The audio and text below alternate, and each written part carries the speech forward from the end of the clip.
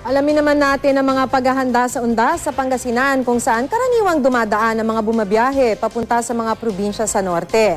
Makibalita tayo kay Joan Ponsoy ng GMA Dagupan. Joan?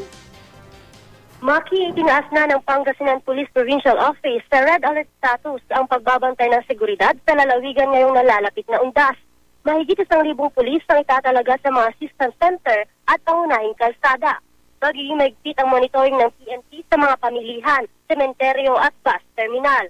Sa mismong araw ng Undas, ipagbabawal ang pagdadala ng patalim at alak sa loob ng mga sementeryo. Inaasahan na rin ang pagsikip sa daloy ng trapiko sa mga kalsada tulad sa Lingayen. Gawin din sa Urdaneta City na dinadaanan ng mga sasakyang biyaheng norte. Kaya paalala sa mga babiyahe, konting tiis lang kung sakaling maipit sa traffic.